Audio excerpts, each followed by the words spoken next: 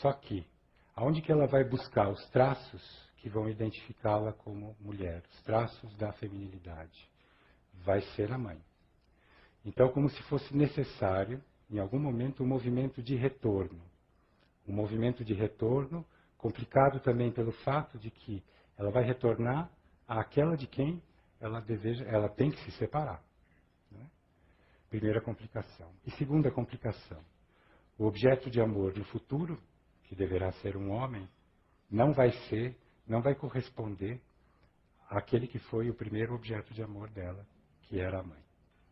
Talvez aí a gente tenha as raízes do que ficou para Freud enigmático de alguma maneira. Mas é como se a menina, nessa teorização dele, ficasse suspensa em algum lugar aí no meio do caminho. Segunda etapa dessa história que eu estou contando. Essa etapa que eu chamo de trágica, né? Acho que é a grande catástrofe. Acho que é a grande desgraça. É a maneira como a cultura, desde sempre, eu acho que isso está lendo, né? Isso desde a antiguidade, enfim, desde que a cultura existe, interpretou esses tais desses dois órgãos, né? O órgão sexual masculino e o órgão sexual feminino. Se a gente for ver crianças de 4, 5, 6 anos brincando, né, de médico, de papai e mamãe, a gente vai ver aí uma reflexão, né, um reflexo do que a cultura, do que os pais, como veículos da cultura, produziram. Então, como é que as crianças brincam?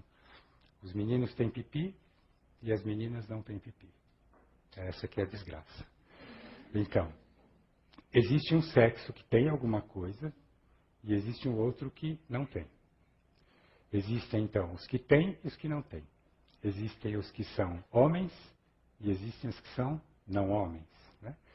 A gente teria dois sexos, na verdade, se a cultura tivesse construído alguma coisa do tipo: os meninos têm pipi, as meninas têm vagina, ou qualquer outra coisa, enfim, um nome qualquer para o órgão genital feminino. Aí a gente teria dois sexos, os dois teriam alguma coisa. E talvez a gente nem falasse, né? Talvez a gente nem tivesse aqui hoje à noite. Mas a questão é que não é assim. É por isso que tem, é isso que está na origem de uma das frases, né, tão famosas do Lacan, que a mulher não existe, né? Como se não houvesse um significante que designasse, né, um nome que designasse esse lugar daquela que não tem. Muito bem. Isso tem mais consequências, provavelmente, do que essa construção mais complexa do complexo de Édipo. Né? Isso é diferente da feminilidade. Isso não é uma construção que depende do tempo, do lugar geográfico. Ela provavelmente existe em todas as culturas, de algum modo, nas culturas maiores, as que a gente conhece melhor desde sempre. Né? Aristóteles já falava nas mulheres como monstros. Existem muitos textos medievais que colocam as mulheres como seres inferiores, com os órgãos genitais menores ou invertidos. Né? A caça às bruxas, né, durante tanto tempo pela Inquisição e mesmo em outros lugares, também tem uma relação com isso. Foi só na metade do século XIX que se descobriu a função do óvulo.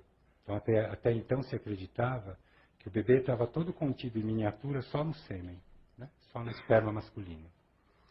Até o começo, na primeira metade do século XX, em alguns lugares nos Estados Unidos, ainda se propunha a ovariectomia, a retirada dos ovários das mulheres que tivessem um desejo sexual muito intenso, não é? Ou que se masturbassem.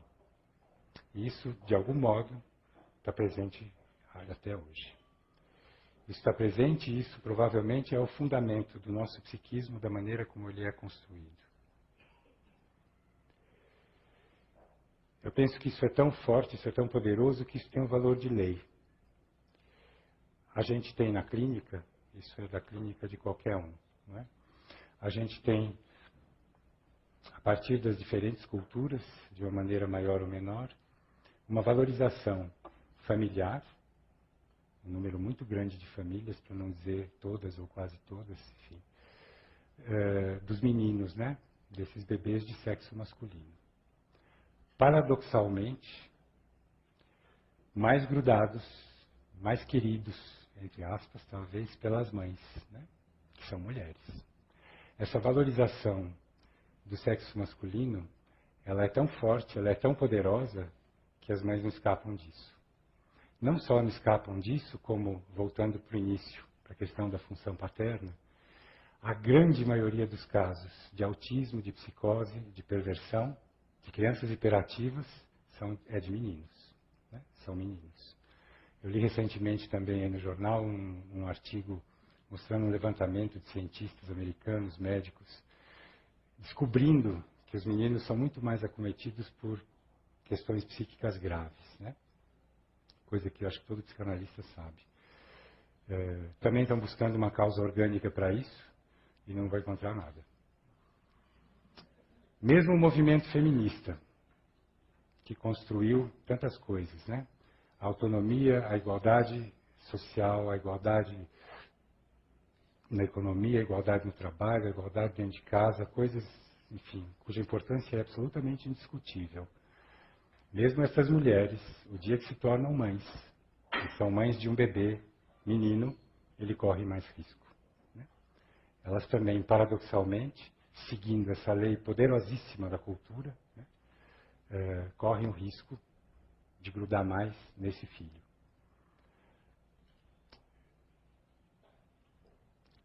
E o simples recalque, né, a simples negação dessa diferença, a diferença a gente pode dizer até que não existe, mas culturalmente existe. Então, a negação ou recalque dessa diferença, que é uma das coisas que faz parte do movimento feminista, vai tornar a repetição, ou seja, recalcar, esquecer, fingir que não existe, não falar de alguma coisa, é prato cheio para a repetição de qualquer estrutura. Falar um pouquinho sobre a construção, então, do feminino, construção da feminilidade.